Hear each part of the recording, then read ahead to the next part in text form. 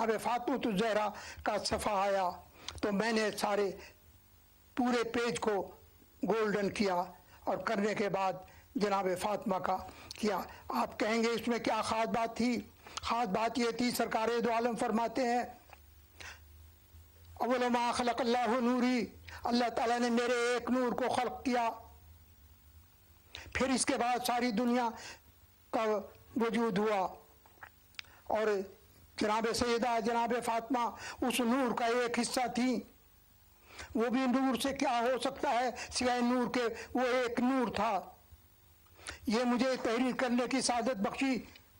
मैंने जब लिखा ये नाम तो मैं इसके राज को तो फाश नहीं कर सकता, मैं तो बयान नहीं कर सकता, लेकिन मैं इतना कह सकता हूँ कि मुझे वो रोज़ा जो सऊदी अरब वालों ने पहले गिरा दिया उसकी ज़ियारत कराई गई कि ये है जनाब फातिमा का रोज़ा।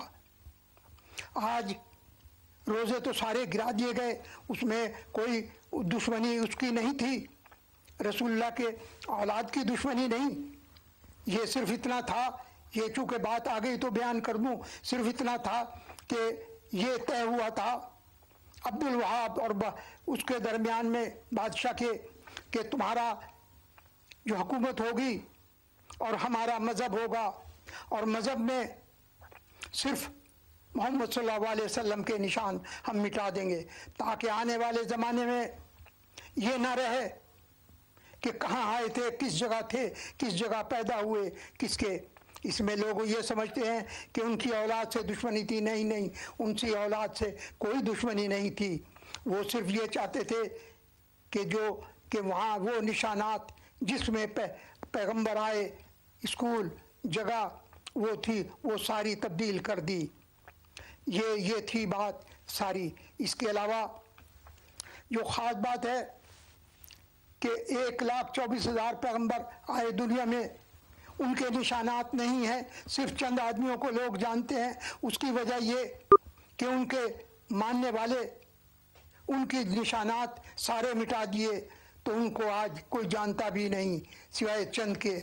उसकी वजह यही, और यही चाहते थे कि ऐसा हो कि सारे निशानात अगर मिट जाएं तो किसी को पता भी नहीं चलेगा 200-400 बरस के बाद कौन पैगंबर आया था। बस इतना था कि ये किताब है जो हमें अल्लाह ताला ने बख्शी है। इस किताब का कोई भी दावेदार बन जाए बाद में कौन पूछता है। तो ये राज था। मैं जफर जामा के इससे ज़्यादा राज को नहीं खोल सकता। मैं खुद डरता हूँ कि ये सीक्रेट किताब है और ये सीक्रेट ही रहे।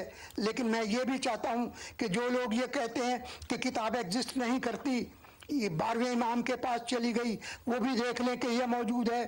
और वो लोग भी देख लें जो बिल्कुल ही मुनकिर है कि किताब थी ही नहीं, ये सिर्फ झूठ का परिंदा है। ये किताब मौजूद है, जिसको देख लो। इसके अंदर 28 जिल्दें हैं।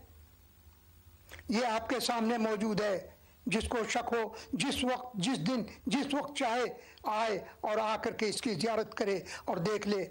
इसमें आज़म है। जब ये कंप्लीट हुई थी तो मैंने जब इसको खोला था तो आवाज़ आई, जब तू जफर जामा को खोलता है तो अल्लाह का हुक्म नाफिज हो जाता है। क्योंकि इसके अंदर इसमें आज़म मौजूद है।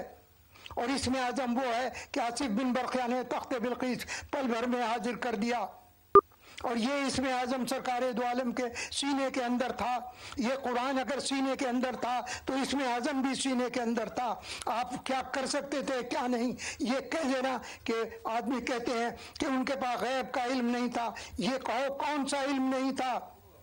आप तो गैब की बात कह रहे, ये बयान करो कि कौन सा इल्म नहीं था इस दुनिया के अंदर जो आपके पास नहीं था।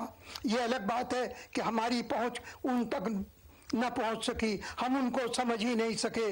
अगर हम समझ लेते तो आज दुनिया में हमारा ये हशर ना होता। ये इजराइल का खंजर हमारे सीने के अंदर ये पेवस्त किया, ये नोकदार खंजर जिसको सारे मुसलमान मिलकर निकाल नहीं सकते। क्योंकि हमारे आमालों की वजह से। हमने ये रोजे गिराए, इसलिए नहीं गिराए कि हमें कोई आले मोहम्मद से दुश्मनी थी, ये रोज़े इसलिए गिराए गए, इसलिए मिटाए कि सरकार दो आलम सल्लल्लाहु अलैहि वसल्लम का नाम दुनिया से मिट जाए, ताकि 200 बरस के बाद किसी को ये पता भी ना चले कि आप कहाँ पर आए थे, कहाँ पर नहीं। ये थी जफर जामा की दास्तान। मैं इससे ज़्यादा और कुछ बयान नहीं कर सकता। मेरी इतनी ही मालूमात है, मेरी अक्ल महदूद है, ये लामहदूद इल्म की चीज़ें हैं, मेरी फ़िक्र की रोशनी का बहाव।